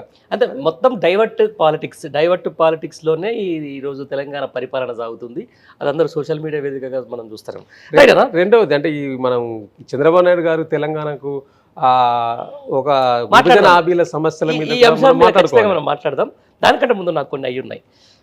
డెఫినెట్లీగా ఈరోజు తెలంగాణ రాష్ట్రానికి సంబంధించి శాంతి భద్రతలు, ఈరోజు తెలంగాణ బ్రాండ్ ఇమేజ్ అయినా, తెలంగాణ హైదరాబాద్ బ్రాండ్ ఇమేజ్ అయినా విశ్వవ్యాప్తమైందంటే ఇక్కడ ఉన్నటువంటి పీస్, ఇక్కడ ఉన్నటువంటి శాంతి. కానీ ఈరోజు చూస్తే ఎక్కడికక్కడ స్ట్రీట్ రౌడీలు మాదిరి కొట్టాడుకుంటున్నారు. పోలీసు వాళ్ళు లాఠీలు మళ్ళీ తీసేస్తున్నారు. పోలీసు యంత్రాంగం అంతా కూడా ఈరోజు అక్కడ వాళ్ళ జీపులలో అసలు లాఠీ లేని ఈరోజు బయటకు వెళ్ళే పరిస్థితి లేకుండా అయిపోయింది. ఎందుకు కావాలని చేసి ఈరోజు తెలంగాణ మీద సాధించిన ప్రగతి మీద కాంగ్రెస్ కుట్ర చేస్తుందా, లేకపోతే ఈ తెలంగాణ రాష్ట్రాన్ని విఫల రాష్ట్రంగా చూపించే ప్రయత్నం చేసే ప్రయత్నం చేస్తుందా? ఇది నాకు ఒకటి క్లియర్. ఇవాళ ఈ రాష్ట్ర ముఖ్యమంత్రి గారు మొదటిగా వచ్చినప్పుడు ఏం చెప్పిందంటే ఇది ప్రజాపాలన ప్రభుత్వం, ప్రజాస్వామ్య ప్రభుత్వం. ఈ ప్రభుత్వంలో ఎవరైనా వారి సమస్యలు చెప్పుకోవచ్చు. ఎవరైనా మీరు దయంగా ఇక్కడ మహాత్మా గాంధీ జ్యోతిరావు పూలే ప్రజా పరిపాలన భవనం అని పెట్టినామని చెప్పి కొత్తగా అక్కడ ఉన్న కంచెలను తీసేసి అందరూ స్వాగతించారు. మంచిగానే ఉన్నది ముఖ్యమంత్రి గారు, మీరు చేసిన పరిపాలన గొప్పగా చెప్పారు కదా, మీరు కంచెలు తీసేసినామని. ఇవాళ మీరు అన్నట్టు కొండారి గారు ఈ రాష్ట్రంలో కంచెలు తీసేసిరు, మళ్ళీ కొత్త కంచెలు వాస్తున్నారు. ఇప్పుడు ఇప్పుడు ఒక్క కాడ తీసేసి ఇప్పుడు రాష్ట్రం అంతా ఎక్కడికక్కడ ప్రశ్నించే గొంతులను నొక్కేస్తా ఉన్నారు, కంచెలను ఏర్పాటు చేస్తా ఉన్నారు. ఎక్కడెక్కడ ఏంటంటే ఇంటెలిజెన్స్ వాళ్ళని ఎంబడి పెట్టించి షాడో టీంని ఎంబడి పెట్టి ఎవరేం చేస్తున్నారో తెలుసుకొని వారిని అక్కడిదక్కడనే క్లోజ్ చేయడం, బయటికి రాకుండా వాయిస్ని బయటికి రాకుండా ప్రశ్నించే జర్నలిస్ట్ గొంతులను కూడా నొక్కేసిన సందర్భం మనకు కనిపించింది సోషల్ మీడియా వార్తలలో చూసినాం. మనం మేము అనుభవిస్తూనే ఉన్నాం, దాన్ని మీరు కూడా అనుభవిస్తా ఉన్నారు, మీ కళ్ళ ముందట మీరు కూడా చూశారు. అంటే ఎక్కడికక్కడ జర్నలిస్టులను విడిచిపెట్టారు, మీరు నిరుద్యోగులను విడిచిపెట్టారు, ప్రశ్నించే రైతు వలన ప్రశ్నిస్తే రైతును కూడా ఇబ్బంది పెట్టే సందర్భం కేసులు పెట్టి చేస్తా ఉన్నారు. కరెంట్ బిల్లు ఎక్కువ వచ్చిందని ఎందుకని చెప్పి దాన్ని ట్విట్టర్లో పెడితే కూడా ట్విట్టర్ పెట్టినోడిని మాట్లాడినోడిని అందరినీ కూడా లోపడేసి కేసులు పెట్టే సందర్భం కూడా మన కళ్ళ ముందర కనిపిస్తా ఉన్నారు. అంటే ఇది ప్రజాపాలన కాదు, ఇది ప్రజా కంటక పాలనగా కనిపిస్తూ ఉన్నది, ప్రజాపాలన కనిపిస్తలేదు. ఇలా గొప్పగా చెప్పిన రేవంత్ రెడ్డి గారు దానికి విరుద్ధంగా పనిచేస్తూ ఉన్నారు. ఇలా తెలంగాణ రాష్ట్రాన్ని ఒక బ్రాండ్ ఇమేజ్గా కేసీఆర్ గారు తయారు చేసి దేశం మొత్తం తెలంగాణ వైపు చూసే విధంగా మీరు అన్నట్టు బ్రహ్మాండంగా హైదరాబాద్ ఇమేజ్ని అమాంతం పెంచేసి పెద్ద పెద్ద కంపెనీలు ఇక్కడ పెట్టుబడి పెట్టి ఈ అనేక కంపెనీలతో పాటు విదేశీ పెట్టుబడులు ఇక్కడ రావడానికి ప్రధాన కారణం ఏంది? హైదరాబాద్ ప్రాంతంలో మంచిగా పీస్ఫుల్గా శాంతియుతంగా ఇక్కడ రాష్ట్రం ఉంది, ఇక్కడ పెట్టుబడులు పెడితే మనకు అన్ని విధాలుగా శ్రేయస్కరం అని చెప్పి ఇవాళ బ్రహ్మాండంగా ఇక్కడ పెట్టుబడులు పెట్టడానికి వచ్చి రానాడు. 57,000 కోట్ల ఎగుమతులు ఇవాళ 2 లక్షల కోట్ల ఎగుమతులకు పెరిగింది అంటే వట్టిగా పెరగలేదు, ఒక రాత్రికి రాత్రి పెరగలేదు. అహోరాత్రులు కేటీఆర్ గారు కేసీఆర్ గారు కృషి వల్ల, బ్రహ్మాండంగా శాంతి భద్రతల వల్ల, 24 గంటల కరెంటు వల్ల ఇక్కడ పెట్టుబడులు రావడానికి అవకాశం ఏర్పడ్డది. కానీ ఇలా మీరు రాగానే ఏమైంది? ఒక్క హైదరాబాద్ నగరంలోనే ఇప్పటి వరకు 8 నెలల కాలంలో 24 హత్యలు జరిగినాయి, దోపిడీలు జరుగుతూ ఉన్నాయి, అనేక మంది అత్యాచారాలు జరుగుతూ ఉన్నాయి. మీరు ఏం చేస్తూ ఉన్నారు?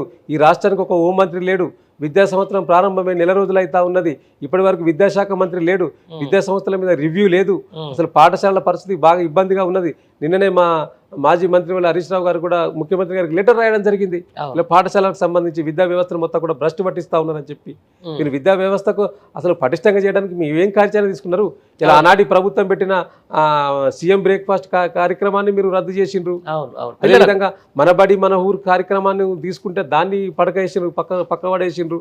ఇలా ఎక్కడ కూడా పాఠశాలను వాటిని రినోవేషన్ చేయకుండా, పాఠశాలను పట్టించుకోకుండా విద్యా వ్యవస్థను మొత్తం కూడా నిర్వీర్యం చేసింది ఈ ముఖ్యమంత్రి రేవంత్ రెడ్డి గారు. కాబట్టి ఇలా ఈ ఒక పక్క ముఖ్యమంత్రి, మరో పక్క మంత్రులు ఎవరికి వారుగా ఎవరిది వారు చూసుకోవడమే కనిపిస్తూ ఉన్నది తప్పితే ప్రజల గురించి ప్రజల బాగోగులు పుట్టించుకునేది ఏం లేదు. ఇలా కొత్తగా 12 శాఖ మంత్రులు ఉన్నాయండి, ఇక్కడ 12 మంత్రులకు శాఖ ఇచ్చిండు రేవంత్ రెడ్డి గారు.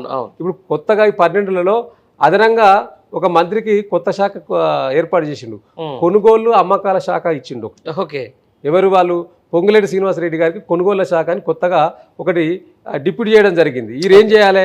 ఈయన పక్కపాటి ఎమ్మెల్యేల దగ్గరికి పోవాలి, పక్కపాటి ఎమ్మెల్సీల దగ్గరికి పోయి బేరం మాట్లాడాలి, బేరం మాట్లాడి ఎంత అయిందని చెప్పాలి. ఓకే, ఆ కొనుగోలు శాఖ ప్రత్యేకంగా ఇచ్చినట్టే కనిపిస్తూ ఉన్నది. ఎందుకంటే ప్రతి ఎమ్మెల్యేను ప్రతి ఎమ్మెల్సీని కొనుక్కొచ్చి వాళ్ళ దాంట్లో పడేయాలి. అదే అంటున్నా, మేము మాట్లాడుతున్నాం మనం ఇంటర్ స్టార్టింగ్ నుంచి ప్రజల్లో తీవ్రంగా ఈ ప్రభుత్వం మీద వ్యతిరేకత వస్తూ ఉంది, భవిష్యత్తులో మళ్ళీ ఈ పార్టీని ప్రజలు నమ్మరు అని చెప్పేసి. కానీ ఇదే బీఆర్ఎస్ పార్టీలో గెలిచినటువంటి ఎమ్మెల్యేలకు ఈ విషయం తెలుస్తుందా? ఇది కాంగ్రెస్ పార్టీలోకి వెళ్ళేటోళ్ళకు మొన్న 6 ఎమ్మెల్సీలు పోయినరు, ఆ తర్వాత ఒక 7 కండువాలు కప్పేసుకున్నారు.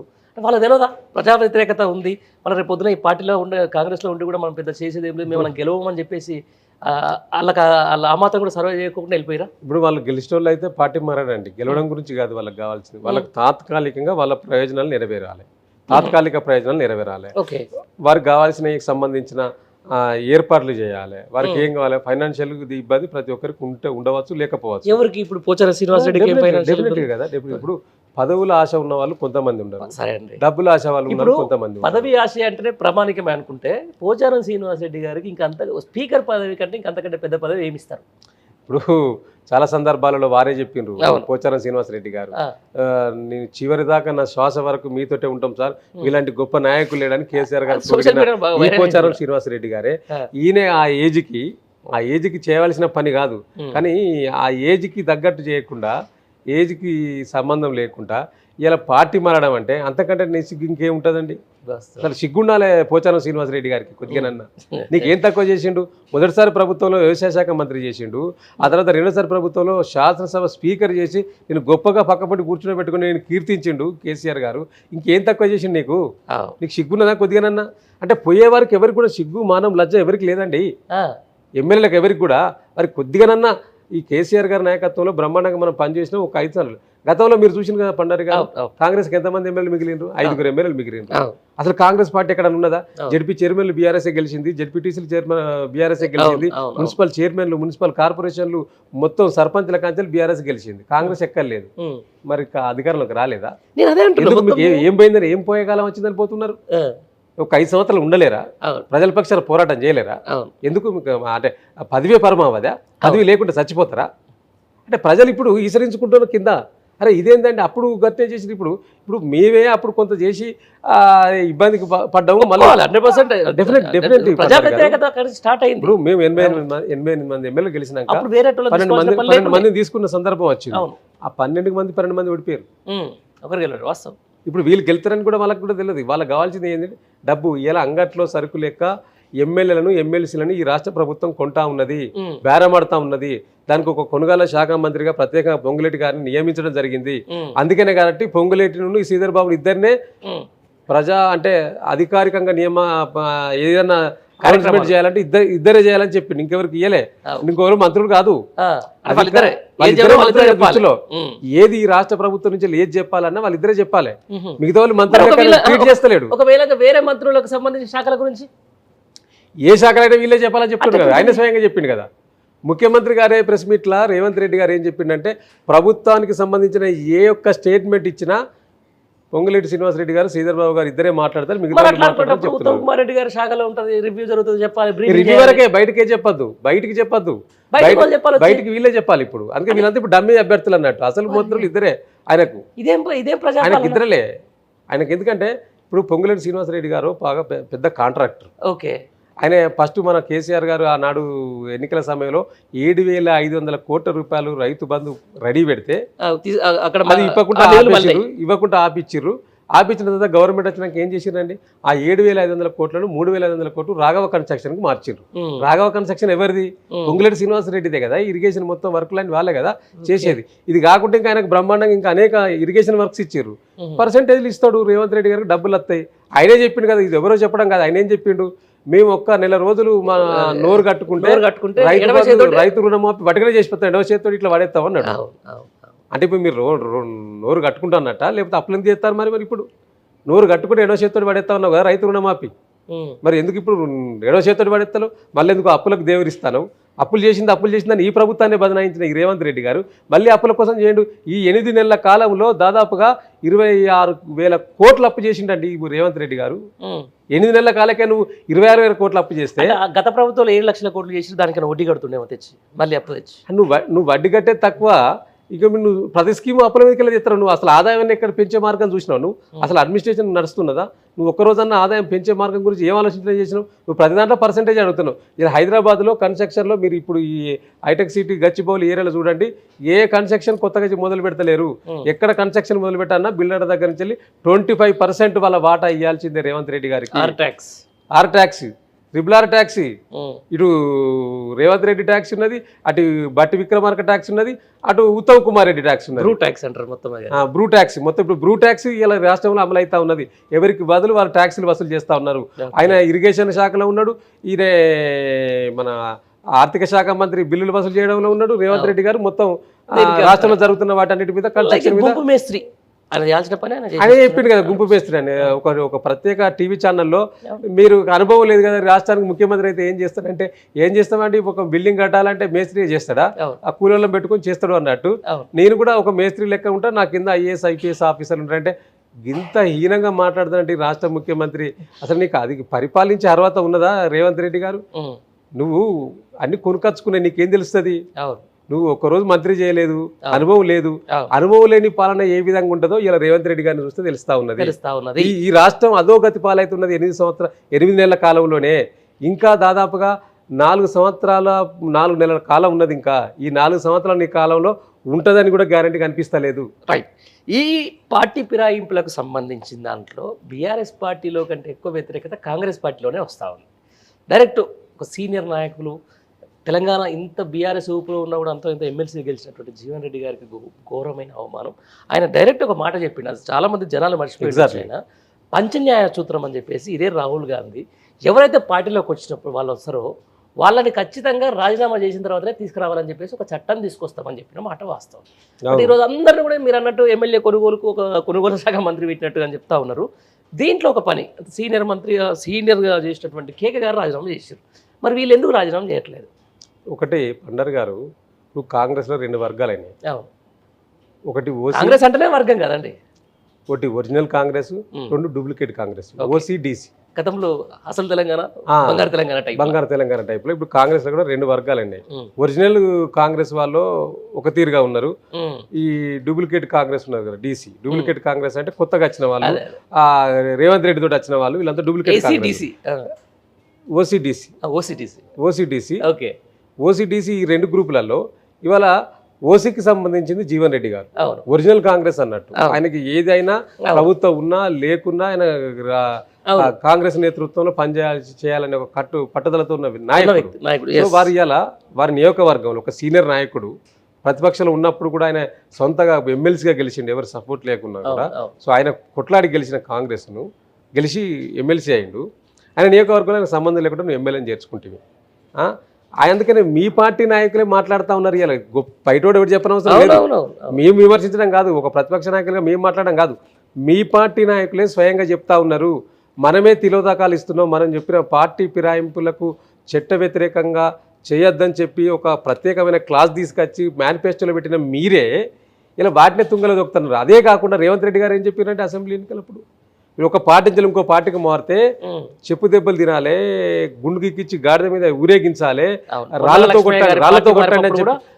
కొట్టండి అని చెప్పిన ఈ రేవంత్ రెడ్డి గారు మరి మిమ్ములను పార్టీ మారిన వాళ్ళను దేంతో కొట్టాలి? ప్రోత్సహిస్తున్న మిమ్ములను మారుతున్న వాళ్ళను దేంతో కొడితే సిగ్గత్తది మీకు? ప్రజలు అదే ప్రశ్నించుకుంటున్నారు కింద. ఆ రోజు చెప్పింది మీరే కదా, మీ పార్టీలో మేనిఫెస్టోలో పెడతారు, మేనిఫెస్టోలు పట్టించుకోరు. ఇలా మేము అడుగుతా ఉన్నాం, ఇలా రేవంత్ రెడ్డి గారు మీరు కేకేతోటి రాజీనామా చేయించారు కదా, మరి మిగతా ఎమ్మెల్యేల పరిస్థితి ఏంది? మిగతా ఎమ్మెల్యేలను ఎప్పుడు రాజీనామా చేయిస్తారు? ప్రజాస్వామ్యంలో మీరే అన్నారు కదా, ఒక పార్టీ నుంచి వెళ్ళి గెలిచి ఇంకో పార్టీకి పోతే తప్పకుండా రాజీనామా చేసిపోవాలని చెప్పిన మీరు ఇలా మరి మిగతా ఎమ్మెల్యేలను ఎప్పుడు రాజీనామా చేయిస్తారు? చేయించండి, చేయించేదాకా కూడా తెలంగాణ ప్రజలు ఎంబడి పడతారు, మీ ఎంబడి పడతారు. న్యాయపరంగా సుప్రీంకోర్టు, స్టేట్ హైకోర్టు ఎక్కడికంటే అక్కడికి వెళ్ళి కూడా మేము కొట్టడానికి సిద్ధంగా ఉన్నాం. ఇప్పటికే సుప్రీంకోర్టు ఒక తీర్పు ఇచ్చింది దీని మీద, దాన్ని ఫైట్ చేస్తూ ఉన్నాం, కొన్ని కేసులు నడుస్తూ ఉన్నాయి. ఇప్పుడు దారుణ నాగేంద్ర కేసు కూడా నడుస్తూ ఉన్నది, స్టే ఇచ్చింది. ఇప్పుడు అది భవిష్యత్తులో అది కూడా తీర్పు రాబోతా ఉన్నది తప్పకుండా. ఇదే చెప్తున్నాం. దీనికి సంబంధించిన దాంట్లో మీరు అన్నారు కదా OCDC, original Congress, duplicate Congress. Right. ఇప్పుడు ముఖ్యమంత్రికి సంబంధించినట్లు ఏ కాంగ్రెస్ నీకు తెలుసు, నాకు తెలుసు, ఇంటర్ చాలా మందికి తెలుసు. ఈ నేపథ్యంలోనే తన గురువు గారికి సంబంధించిన దాంట్లో ఆయనకు ఒక అదృష్టం బాగుండి ఏమంటారు కదా ఒక గొప్ప లైఫ్ టైం అచీవ్మెంట్ లెక్క ఆయనకు ఒక అవకాశం వచ్చింది ఇలా దేశ రాజకీయాల్లో ఒక కీలకమైన పాత్ర పోషించే లైఫ్ టైం వచ్చింది. మనం ఇప్పటిదాకా అసలు ఆ పేరంటేనే జలధరించుకునే తెలంగాణ సమాజం, ఆయన పేరు అబ్బర్ నాన్న ఇది ఎక్కడ సావరు అనుకున్నటువంటి తెలంగాణ నరాన తెలంగాణ వ్యతిరేక భావాన్ని నింపుకున్న నాయకుడు ఈరోజు ఇక్కడ పసుపు పూల తివాచి మధ్యలో హైదరాబాద్ తీసుకొచ్చిండు, ప్రజాభవన్ వేదికగా మరి చర్చించిండు. ఆ చర్చించిన దానికి సంబంధించిన దాంట్లో అక్కడ ఏం మాట్లాడుకున్న సంగతి ఆయన బాబు గారు చెప్పలేదు, ఏం చర్చించిన సంగతి ఈ బాబు గారు చెప్పలేదు.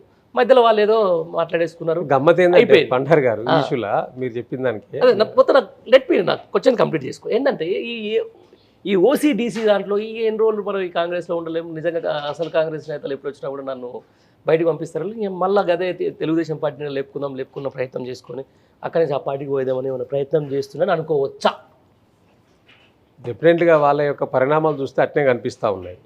ఇలా ప్రధానంగా తెలంగాణ విభజన సమస్యలపైన ఇద్దరు కలిసి మాట్లాడుకున్న సందర్భంలో చంద్రబాబు నాయుడు గారే స్వయంగా లెటర్ రాసిండు రేవంత్ రెడ్డి గారికి. నేను వస్తా ఉన్నా, ఏ తారీఖు రమ్మంటావు, ఎప్పుడు రమ్మంటావు అని ఆయనే రాసిండు. ఇది రాయడం కాదు, ఆయనే రాసిండు. దీని గురించి ఎవరు ముందే బ్రీఫ్డ్ మీ అని చెప్పేసి బ్రీఫ్డ్ మీ అని ముందుగానే బ్రీఫ్ ఇచ్చేసిండు. ఇలా ఈయనేమంటాడు, ఆయన నా సహచరుడు, నాకు గురువు కాదంటాడు. సహచరుడు అంటే ఆయన నువ్వు ఆయన మంత్రి పదవి చేసిరా గతంలో, నువ్వు ఆయన మంత్రివర్గంలో పనిచేసినవా? చేయలే కదా. నువ్వు ఆయన రాష్ట్ర ముఖ్యమంత్రిగా ఉన్నప్పుడు నువ్వు ఒక ఎమ్మెల్యేగా చేసినావు, ఒక ఎమ్మెల్సీగా చేసినావు. నీకు సహచరుడు ఎట్లయితాడండి? ఇప్పుడు సహచరుడు అయితే కావచ్చు నువ్వు ఒక ముఖ్యమంత్రికి ఉన్నప్పుడు. ఈ ఇద్దరు రాష్ట్ర ముఖ్యమంత్రులుగా సమాన ప్రాధాన్యత ఉంటది కావచ్చు, కానీ నువ్వు సహచరుడు ఎట్లయితే నువ్వు 100% శిష్యునివే, అదే అంటున్నా, డౌట్ లేదు. రెండవది ఆ శిష్యరికాన్ని ఆయన తప్పకుండా కాపాడుకోగలిగే కార్యక్రమాన్ని ఇలా నిన్న 6వ తారీఖు నుంచి షురువు చేసిండు, హైదరాబాద్ రాష్ట్రంలో షురువు చేసిండు. తప్పకుండా ఒక ప్రత్యేకమైన చర్చ బయట ఏం నడుస్తూ ఉన్నదంటే, ఇలా విభజన సమస్యల మీద ఏర్పాటైన ఈ మీటింగ్లో 2 అంశాలు ఆఫ్ ది రికార్డు బయట పెట్టలే. కానీ వాళ్ళు ఏం చెప్పారంటే, తెలంగాణ ఎందుకు ఇంత తొందరగా గ్రోత్ అయింది, అభివృద్ధి చేయడానికి ప్రధానంగా ఏమేమి చేసినా ఆనాడు కేసీఆర్ గారని అధికారులను అడిగి తెలుసుకొని ఆడ మాట్లాడిండు.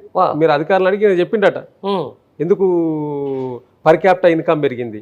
ఇలా పర్ క్యాపిటల్ ఇన్కంలో దేశంలోనే నెంబర్ 1గా తెలంగాణ రాష్ట్రం తయారైంది. పర్ క్యాపిటల్ ఇన్కమ్ పెరగడానికి ప్రధాన కారణం ఏంది?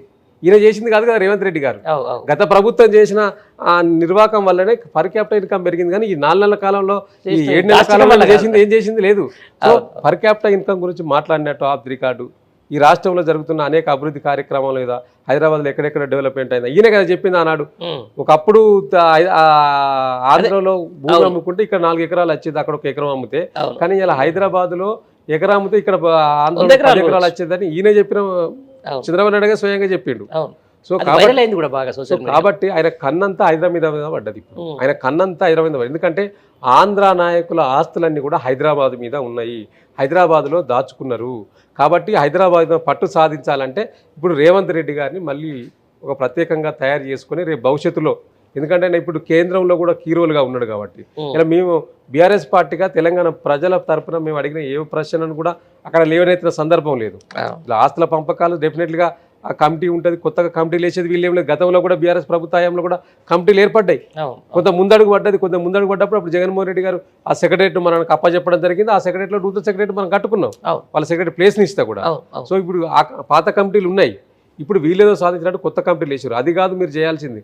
ఇలా ప్రధానంగా తెలంగాణ ప్రజలు మాట్లాడుకుంటున్నది ఏంది, ఇలా కృష్ణా జలాలలో తెలంగాణ వాటా ఎంత, 50% వాటా ఉన్నది తెలంగాణకు. ఆ 50% వాటా ఏ విధంగా తీసుకొస్తారో దాని గురించి చర్చ పెట్టలేదు. అదేవిధంగా ప్రత్యేకంగా నాగార్జున సాగర్ డ్యామ్ దగ్గర మన ఎన్నికల ముందు చూసిన అప్పుడు ఎన్నికల కోడ్ ఉన్నది. ఆంధ్రప్రదేశ్ ప్రత్యేక పోలీసు విభాగాలను పంపించి ఆడికి ఎవరి పోకుండా చేసింది కదా. నువ్వు ఆ పోలీసు మొత్తం బెటాలియన్ వాపస్ తీసుకుంటావా లేదా? దాని గురించి మాట్లాడినావా రేవంత్ రెడ్డి గారు? ఎందుకు మాట్లాడలేవు నాగార్జున సాగర్ డ్యామ్ సంబంధించిన విషయంలో? ఆ విషయాలు ఏది మాట్లాడలేదు. 9th షెడ్యూల్ 10th షెడ్యూల్ విభజన హామీలు అది చట్ట ప్రకారం చేసుకోవాల్సినవి చేసుకుంటారు డెఫినెట్గా, అది కావాల్సిన ఆఫీసర్ లెవెల్ అవుతుంది. కానీ మీరు అసలు విషయాలను పక్కకు పెట్టి మీ రాజకీయ ప్రలోభాలు దీంట్లో దాగి ఉన్నాయి. ఇడన్ ఏజెండా ఒకటే దాగి ఉన్నది దీంట్లో డెఫినెట్గా. ఆ ఇడన్ ఏజెండా అంటే మీరు చెప్పినట్టు భవిష్యత్తులో రేవంత్ రెడ్డి గారికి థ్రెట్ రాకుంటే, థ్రెట్ ఒకవేళ వస్తే ఇప్పుడు చేర్చుకోబోయే ఎమ్మెల్యేలు కొంతమంది, రేపు భవిష్యత్తులో ఈయన తరపున మళ్ళీ రేపు తెలంగాణ రాష్ట్రంలో బలంగా తయారు చేయడానికి మళ్ళా ఒకటి జనసేన బీజేపీ టీడీపీ కలిసి పోటీ చేస్తే ఒక చర్చ జరుగుతూ ఉన్నది.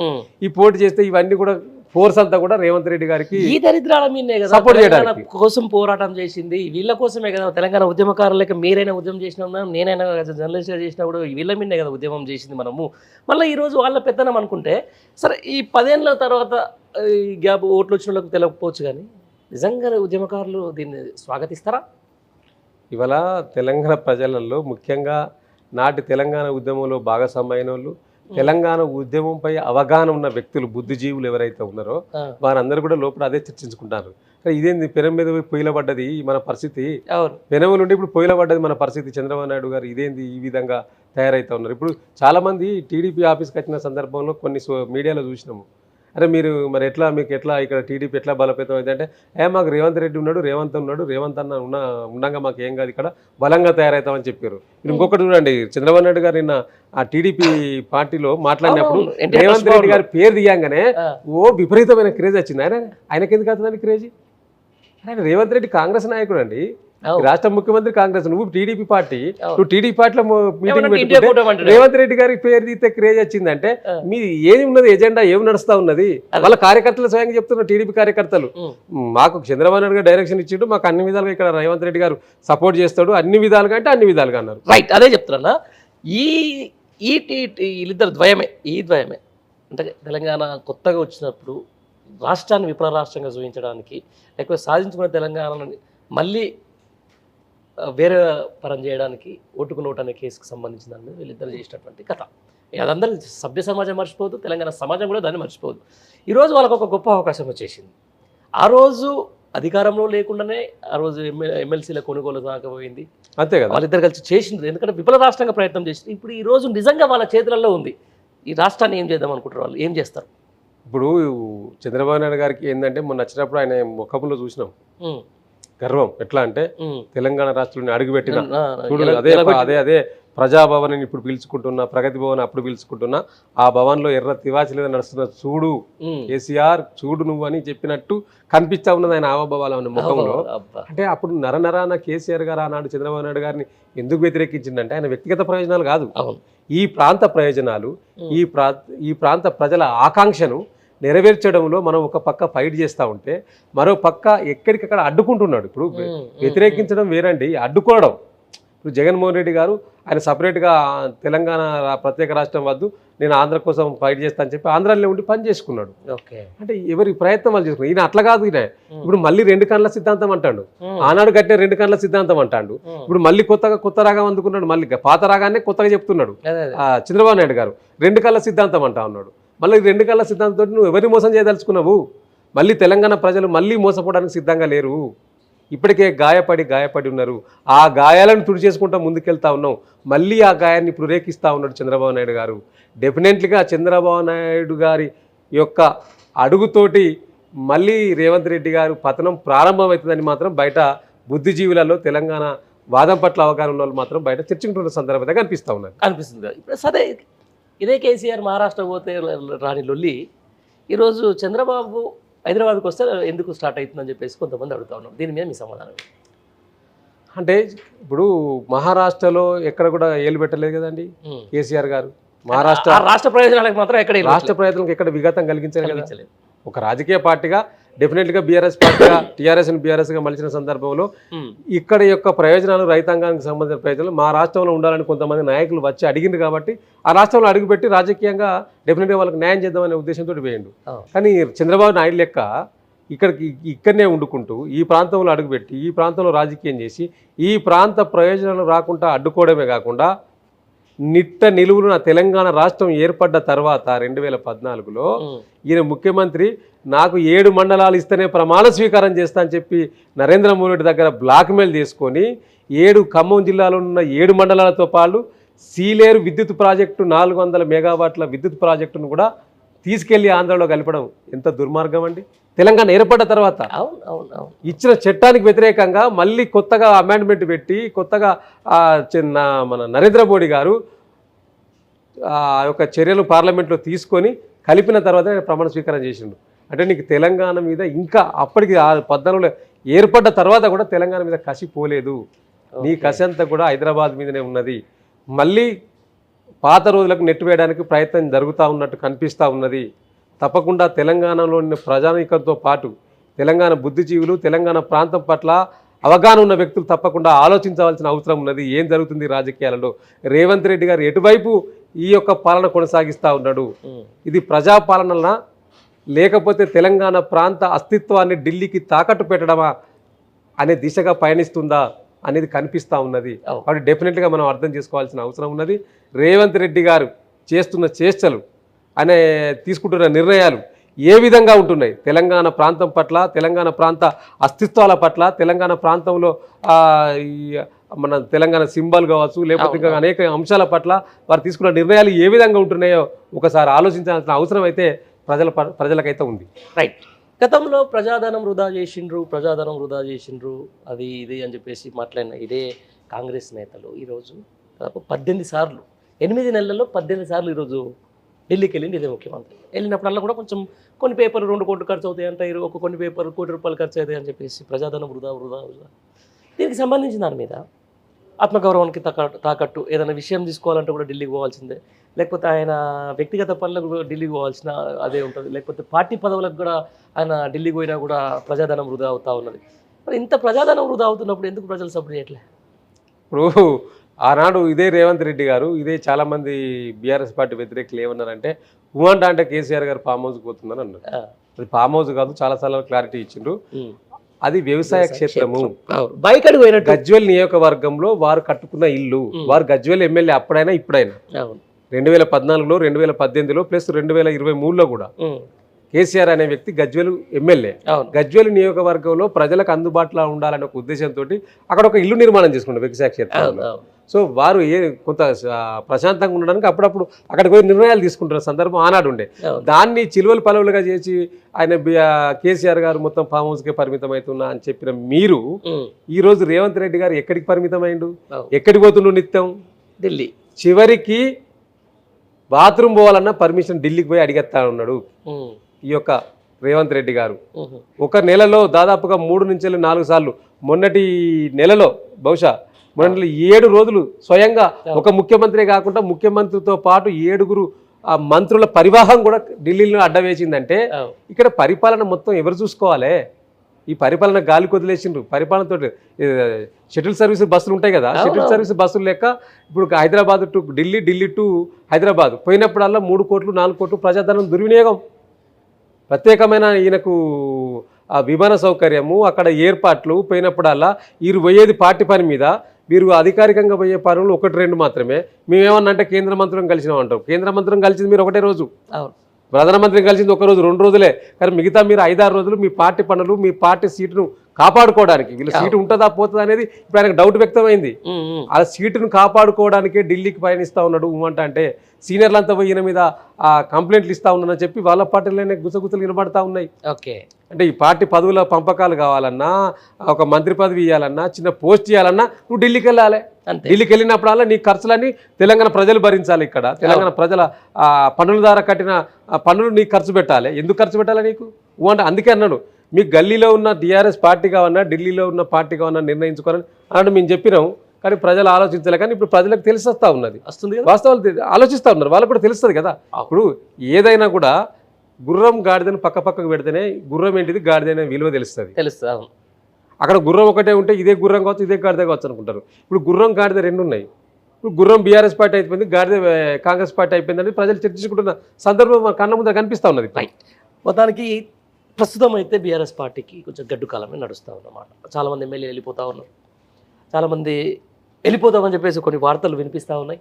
ఈ నేపథ్యంలో పార్టీ సంస్థాగత నిర్మాణం క్షేత్రస్థాయిలో మరొకసారి గతంలో ఉన్నటువంటి ఒక ఊపు, ఆ తర్వాత ఎక్కువ యువతకు అవకాశాలు ఇవ్వాలి, తర్వాత బీసీ సంబంధించినటువంటి నేతలకు ఎక్కువ ప్రోత్సహించాలి అని చెప్పేసి ఒక సోషల్ మీడియాలో మనం ఏదైనా పోస్టులు పెడుతున్నప్పుడు దాని కింద వచ్చే నిజమైన తెలంగాణ వాదులు అయితేనేది, లేకపోతే ఉద్యమకారులు అయితేనేది, బీఆర్ఎస్ పార్టీ కార్యకర్తలు చెప్తున్నటువంటి మాట. ఏం జరుగుతుంది పార్టీ లోపల? ఎట్లా బౌన్స్ బ్యాక్ అవుతారు బీఆర్ఎస్ పార్టీలో? డెఫినెట్లీ అండి, బీఆర్ఎస్ పార్టీ బ్రహ్మాండంగా నిర్మాణం కొనసాగుతుంది. ఇవాళ పార్టీ ఎమ్మెల్యేలు, ఎమ్మెల్సీలు పార్టీలు మారినంత మాత్రాన పార్టీ నిర్మాణంలో భాగస్వామ్యమైన సర్పంచ్లు ఉన్నారు, జడ్పీటీసీలు ఉన్నారు, జడ్పీ చైర్మన్లు ఉన్నారు, మున్సిపల్ కార్పొరేషన్ చైర్మన్ అట్టే ఉన్నారు, మున్సిపల్ కౌన్సిలర్లు కూడా పార్టీని పట్టుకునే ఉన్నారు. ఎవరు వాళ్ళు పోలేదు. ఒక లీడర్లు పై స్థాయి ఉన్న లీడర్లు మాత్రమే వాళ్ళ సప్రయోజనాల కోసం, వాళ్ళ వ్యక్తిగత ప్రయోజనాల కోసం పార్టీ మారింది తప్పితే కింది స్థాయిలో నిర్మాణంలో ఉన్న కార్యకర్తలు ఎవరు కూడా పార్టీ మారలేదు. ఇలా మేము అనుకుంటున్నాం మాలాంటి వాళ్ళకి సెకండ్ స్థాయి క్యాడర్ అనుకుంటున్నాం. దరిద్రం ఏంది వాళ్ళు పోతే ఇంకా వేటోళ్ళు ఉంటే కూడా పోతే మంచిదే అని. ఎందుకంటే మాలాంటి వాళ్ళకి అవకాశం దొరుకుతుంది. ఇలా పార్టీని పట్టుకొని ఆనాడు తెలంగాణ ఉద్యమంలో అనేక కేసులు వేసుకొని జైళ్ల పాలై, దెబ్బల పాలై, లాఠీ చార్జీల పాలై ఉన్న వాళ్ళము మాలాంటి వాళ్ళకి అవకాశం వస్తుందని భావిస్తూ ఉన్నాం. సో తప్పకుండా ఇలా బ్రహ్మాండమైన వాక్చాతుర్యం ఉండి అదేవిధంగా ఫేస్ వాల్యూ ఉన్న పార్టీలో ఉన్న నాయకులు కేసీఆర్ గారు, తర్వాత కేటీఆర్ గారు, హరీష్ రావు గారు మెండుగా ఉన్నారు ఈ పార్టీలో. సో పార్టీకి వచ్చే ఇబ్బంది ఏం లేదండి. పార్టీ అన్ని విధాలుగా బ్రహ్మాండంగా ఉన్నది. ఈ రాష్ట్రంలో 33 జిల్లాలలో 30 జిల్లాల్లో దరిదాపున పార్టీ నిర్మాణ కార్యాలయాన్ని పూర్తి అయ్యొచ్చినాయి, ప్రారంభమైనాయి. అంటే పార్టీ నిర్మాణం పటిష్టంగా ఉన్నది. పార్టీ కార్యాలయాలు ఉన్నాయి, కేంద్ర కార్యాలయం ఇక్కడ ఉన్నది, బ్రహ్మాండంగా 60 లక్షల మెంబర్ సభ్యత్వం ఉన్నది మాకు. సో మాకు వచ్చే ఇబ్బంది ఏం లేదు. తప్పకుండా మళ్ళీ పునర్నిర్మాణం చేసుకుంటా ఉన్నది పార్టీ. తప్పకుండా కేసీఆర్ గారు కూడా ఈ పునర్నిర్మాణంలో అందరినీ భాగస్వామ్యం చేయాలని ఒక ఉద్దేశంతో, ముఖ్యంగా యువతకు ప్రాధాన్యం ఇవ్వాలని, యువతకు అవకాశాలు ఇస్తే 10 కాలాల పాటు పార్టీని పట్టుకొని ఉంటారు ఎటు పోకుండా. బయట ఏమన్నా ఆకర్షణలు చూపించినా ఆకర్షణకు పోకుండా తప్పకుండా కేసీఆర్ నమ్ముకొని ఉండాలి, పార్టీని నమ్ముకొని ఉండాలని ఒక ఆలోచన చేస్తారు. కాబట్టి తప్పకుండా యువతకు ప్రాధాన్యత ఇస్తూ దీంట్లో ఎస్సీ ఎస్టీ బీసీలకు కూడా ఎక్కువ ప్రాధాన్యత ఇస్తూ చాలా సందర్భంలో కేసీఆర్ గారు కూడా చెప్పడం జరిగింది. జనాభాలో 80% ఎస్సీ ఎస్టీ బీసీ మైనార్టీ వాళ్ళే ఉన్నారు, 20% మిగతా అగ్రవర్ణాలు ఉన్నాయి తప్పితే వాళ్ళకి అన్ని ప్రియారిటీలు ఇప్పుడు కమిటీలలో కావచ్చు అన్నింటిలో కూడా ప్రియారిటీ. ఆ దిశగానే మేము ప్రభుత్వంలో ఉన్నప్పుడు కూడా అనేక కార్పొరేషన్ చైర్మన్లను కూడా కేసీఆర్ గారు మిగతా కమ్యూనిటీలను భాగస్వామ్యం చేస్తూ ఇవ్వడం జరిగింది. ఆనాడు కార్పొరేషన్ పదవులలో కూడా యువతకు, విద్యార్థి నాయకులకు, ఆనాడు ఉద్యమంలో పాల్గొన్న వాళ్ళకి అవకాశం ఉండదు. రేపు భవిష్యత్తులో పునర్నిర్మాణంలో కూడా తప్పకుండా మాలాంటి వారికి ఇంపార్టెన్స్ పార్టీలో ఉండబోతా ఉన్నది. ఇంకా ఎక్కువ ఇంపార్టెన్స్ ఇప్పుడు కూడా ఉన్నది. ఇప్పుడు ఇంతకంటే ఎక్కువ ఇంపార్టెన్స్ కూడా భవిష్యత్తు పార్టీ నిర్మాణంలో ఉండబోవడానికి కార్యాచరణ ఇప్పటికే కేసీఆర్ గారు తీసుకుంటా ఉన్నారు. ఇప్పటికే అన్ని వర్గాల ప్రజలను పిలుచుకొని మాట్లాడడం జరిగింది. తప్పకుండా మనం ఎక్కడ కూడా అధైర్యపడద్దు. పార్టీలో కొంతమంది పోతే ఉంటారు. ఇది ఇప్పటి నుంచి కాదు, 1980 నుంచి కూడా పార్టీ యొక్క ఒక పార్టీ నుంచి ఇంకో పార్టీకి మారడం అనేది ఇది ఆనవాయితీగా వస్తూ ఉన్నది. దీనికి ఒక ప్రత్యేకమైన చట్టం తీసుకురావాల్సిన అవసరం ఉన్నది. చట్టం పార్లమెంట్లో ప్రత్యేకంగా రూపొందించాలి. ఒక పార్టీ నుంచి ఇంకో పార్టీకి పోతే వెంటనే సభ్యత్వం రద్దయ్యేటట్టు. ఈ మాటలలో అందరూ గొప్పగా చెప్తున్నారు కానీ ఆచరణలో ఎవరు తీసుకొస్తలేరు. సో తీసుకురావాలి. ఇప్పుడున్న బీజేపీ ప్రభుత్వమైనా మరి తీసుకొస్తే బాగుంటుందని మేము భావిస్తా ఉన్నాం. ఇట్లా అడ్డుకట్టబడుతుంది, లేకపోతే దీనికి అడ్డుకట్ట లేదండి. అసలు పార్టీ సంఖ్యానుగుణంగా సంఖ్యాబలం ఉంటేనే అధికారంలో ఉంటేనే పార్టీలో ఉంటాం, లేకపోతే లేపడం అనేది సరైనది కాదు. ఎందుకంటే గతంలో అనేక సార్లు మనం చూసినాం. అట్లా అనుకుంటే అసలు ఏ పార్టీ మిగిలిపోవు. సో రేపు కూడా బీఆర్ఎస్ పార్టీకి వచ్చే ఇబ్బంది ఏం లేదు. తప్పకుండా తెలంగాణలో మళ్ళీ బీఆర్ఎస్ పార్టీకి మంచి రోజులు రాబోతూ ఉన్నాయి. పునర్నిర్మాణం దిశగా పార్టీ పయనిస్తూ ఉన్నది. దాంతోపాటు కాంగ్రెస్ పార్టీ చేస్తున్న వైఫల్యాలను ప్రజల పక్షాన ఉండి ప్రజల క్షేమం కోసం తప్పకుండా మా పార్టీ నాయకులుగా మేము తప్పకుండా ఎండగట్టి ప్రజల మధ్యలోకి వెళ్ళి ప్రజల మన్ననలు పొంది మళ్ళీ పార్టీని బ్రహ్మాండంగా ముందుకు తీసుకెళ్తానికి కేసీఆర్ గారు నిర్మాణం చేస్తూ ఉన్నాడు. రైట్ వాసుదేవరెడ్డి గారు మంచి విషయాలు చెప్పారు. అంటే ఈ ఓల్డ్ కాన్వర్జేషన్లో, ఈ ఓల్డ్ ఇంటర్వ్యూకి సంబంధించిన దాంట్లో కూడా మనం ఒక ఎజెండా ఈరోజు ఈ 8 నెలలకు సంబంధించి కాంగ్రెస్ పరిపాలన ఒక రెఫరెండం అన్నట్టుగా ఎంత బాగానే కళ్ళగట్టినట్టు చెప్పే ప్రయత్నం చేశారు. దీంతోపాటు నాకు ఒక ఫైనల్ ఒక క్వశ్చన్ ఉంది, అది ఖచ్చితంగా మీరు చెప్పి తీరాలి. ఈరోజు తెలంగాణ రాష్ట్రంలో ప్రతిపక్షం బీఆర్ఎస్ పార్టీ, అధికార పక్షం కాంగ్రెస్ పార్టీ, సందట్లో సడేమి అన్నట్టుగా బీజేపీ పార్టీ ఏమైనా అవసరం అనుకుంటే కాంగ్రెస్ వాళ్ళ కంటే ఎక్కువ ఈరోజు కాళేశ్వరం కూలిపోయింది కదా, కాళేశ్వరం మీద ఎక్కువ బురద జల్లే ప్రయత్నం చేస్తూ ఉన్నారు. దీన్ని ఎట్లా చూడవచ్చు? ఇప్పుడు బీజేపీ పార్టీ ఎన్నికలు ఉన్నప్పుడు ఒక టైపు మాట్లాడుతుంది, ఎన్నికలు అయిపోయినాక ఇంకో టైపు మాట్లాడుతుంది. చాలా సందర్భాల్లో మనం చూసినాం. ప్రజలను రెచ్చగొట్టడానికి ముఖ్యంగా హిందుత్వ ఎజెండాను ఎత్తుకొని హిందుత్వానికి పేటెంట్ మేమే అనే విధంగా బీజేపీ మాట్లాడేది ఏదో ఉన్నదో దాన్ని పట్టుకొని కొంత ఓటు బ్యాంకును మీరు తీసుకోరాగలిగిన కావచ్చు. అంతే తప్పితే ప్రజల్లో మీ పట్ల ప్రేమ అభిమానం అయితే లేదనేది స్పష్టంగా కనిపిస్తూ ఉన్నది.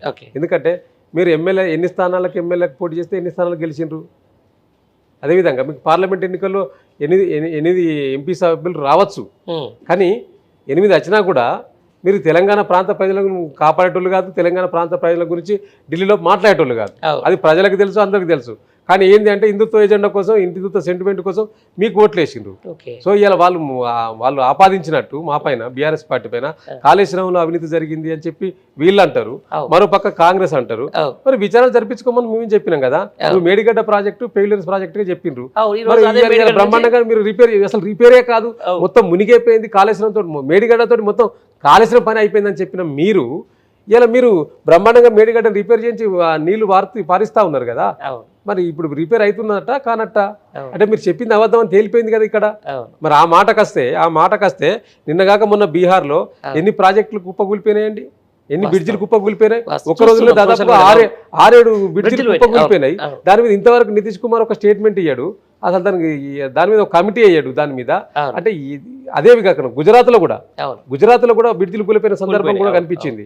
అంటే ఒక దేశ ప్రధాని సొంత రాష్ట్రంలో కూడా బ్రిడ్జిలు కూలిపోయిన సందర్భాలు ఉన్నాయి. అంతేందుకండి మన ఆంధ్రప్రదేశ్ లో కడుతున్న పోలవరం ప్రాజెక్టు కూడా గతంలో అనేక సార్లు కొట్టుకపోయిన సందర్భం ఉన్నది. సో కొట్టుకపోయిన దాని గురించి కూలిపోయిన దాని గురించి మాట్లాడుకుంటే ఇంకా చాలా ఉన్నాయండి. వీళ్ళు ఏంటంటే అభాండం వేయడానికి కేసీఆర్ గారి మీద ఏదో ఒకటి అబద్ధాలు మాట్లాడి అవినీతి చేసిండు అని ఒక పక్క కాళేశ్వరం, మరో పక్క విద్యుత్, మరో పక్క ఫోన్ ట్యాపింగ్, ఇవి రోజుకొక ఎజెండా. ఇప్పుడు అసలు ఎజెండాను మాట్లాడకుండా వీటన్నిటి కూడా పక్కదారి పట్టింది, డైవర్ట్ పాలిషన్. అంటే పొలిటికల్ మొత్తం కూడా పక్కదారి పట్టియడానికి చర్చ అంతా ఇంకో దక్కు పోతే వీరు ఇంకో పక్క పని చేసుకోవచ్చు అనే ఉద్దేశంతో చర్చను మొత్తం తప్పుదో పట్టి కేసీఆర్ మొత్తం అవినీతిమయం చేసింది చెప్పడానికి ఇవన్నీ కూడా తేటతెల్లం అయిపోతున్నాయి కదా. రోజు నిజం నిలకడగా తెలుస్తుంది అన్నట్టు కాళేశ్వరం తెలిసిపోతా ఉన్నది, ఫోన్ ట్యాపింగ్ లో ఏం లేదని తెలిసిపోతా ఉన్నది. ఇప్పుడు మళ్ళీ అది పోయింది, కాళేశ్వరం పోయింది, కొత్తగా విద్యుత్ అందుకున్నారు. ఆ విద్యుత్లో కూడా 12 పేజీలు రాసి కేసీఆర్ గారు బ్రహ్మాండంగా చెక్ పెట్టి పడేసిండు. రైట్. భవిష్యత్తులో రాముని శాపం మోడీకి, రాజ్యాంగం శాపం రాహుల్కి తాకుతుంది అని చెప్పేసి చాలా మంది బుద్ధిజీవులు చెప్తున్నాడు. ఎట్లా? డెఫినెట్ తాకుతుంది కదండి. ఇలా అయోధ్యలో ఏం చేసిండ్రు వీళ్ళు, బ్రహ్మాండంగా అయోధ్య రామునికి పెద్ద దేవాలయం కట్టించారు. నిండు గర్భగుడిలోనే లీకులు వచ్చినాయి, గర్భగుడిలోనే. దీనికి ఎవరు సమాధానం చెప్పాలి? గర్భగుడిలోనే. ఢిల్లీలో ఎయిర్పోర్ట్ మొత్తం కూలిపోయింది, మరి దాన్ని నిర్మాణం చేసిన ఎవడు, దాంట్లో ఎవరికి ఎంత ముట్టింది ఏంటంటే మాట్లాడుకోవచ్చు కదా.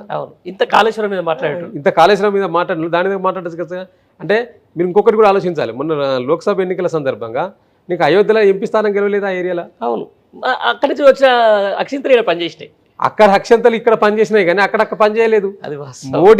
మోడీ పోటీ చేసిన పార్లమెంటు స్థానం ఏదైతే ఉన్నదో అక్కడ కూడా ఆయన మెజార్టీ తగ్గిపోయిందండి. ఆయన ఫస్ట్ అనుకున్నది ఏంటంటే ఉత్తరప్రదేశ్ సంబంధించి అయోధ్యలో పోటీ చేయాలి, ఆ ఏరియాలో పార్లమెంట్ స్థానంలో పోటీ చేయాలి, బ్రహ్మాండమైన మెజార్టీతో పడితే ఇంటెలిజెన్స్ సర్వే ఓడిపోతుందని చెప్పిందట. చెప్తే ఈయన మళ్ళీ పోయి పాత స్థానంలో ఎంపీ స్థానంలో కాశీలో పోటీ చేయడం జరిగింది. అంటే అక్కడ కూడా మెజార్టీ తగ్గింది.